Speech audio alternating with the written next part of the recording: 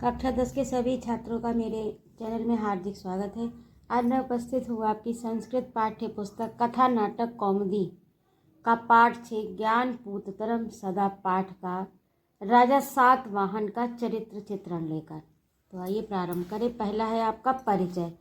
परिचय के अंतर्गत राजा सातवाहन, इसमें ता छूट गया, इसे आप जोड़ लें।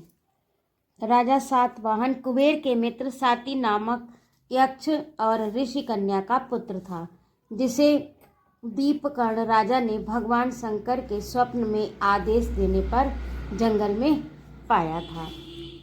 दूसरा है आपका योग्य शासक। अब इसके चरित्र की जो विशेषताएं हैं, तो पहला है योग्य शासक। राजा सातवाहन एक योग्य और कुशल शासक था। उसके राज्य की व्यवस्था सुदृढ़ और सुचारू रूप से चलने वाली तथा सीमा विस्तार करने वाली थी। यानी उसके राज्य की जो व्यवस्था थी वो सीमाओं का विस्तार करने वाली, यानी दूसरे राज्यों पर भी अपना अधिकार जमाने वाली थी। दूसरा, रसिक व व्यवहार कुशल। राजा सातवाहन व्यवहार कुशल था। उसका सभी प्रजाजनों व राज दरबार के लोगों के साथ उदारता का व्यवहार था एवं वह अत्यंत रसिक भी था। उपरोक्त नाटक के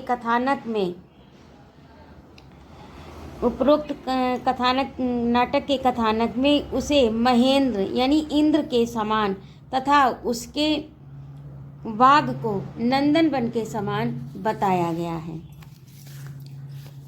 इंद्र के बाग के समान यानी नंदनवन जो है वो इंद्र के बाग का नाम है, के समान बताया गया है। तीसरा है आपका स्वाभिमानी। राजा सातवाहन अत्यंत स्वाभिमानी भी था। रानी के द्वारा मनोव्यथा को प्राप्त होने पर वह अन्न जल त्याग कर एकांत सेवन करने लगा और उसे एक ही लगन थी कि वह किसी प्रकार से विद्वान बन जाए, क्योंकि उसके स्वाभिमान को ठेस लगी थी। अगला है जिज्ञासु प्रवृत्ति। राजा सातवाहन जिज्ञासु प्रवृत्ति का था।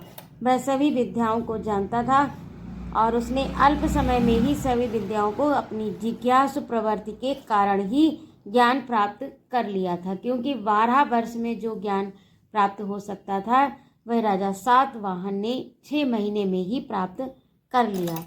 अगला है दृढ़ निश्चयी। तो राजा सातवाहन दृढ़ निश्चयी था। उसने जो ज्ञान प्राप्त करने का निश्चय किया उसे पूरा कर लिया। इस प्रकार राजा सातवाहन उपरोक्त गुणों से युक्त था।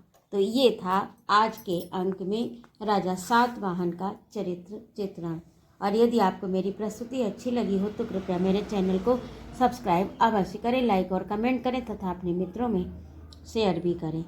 उपस्थित रहने के लिए बहुत बहुत धन्यवाद। जय माँ भारती। अगले अंक में मैं शीघ्र उपस्थित होती हूँ आपका अभ्यास कार्य लेकर।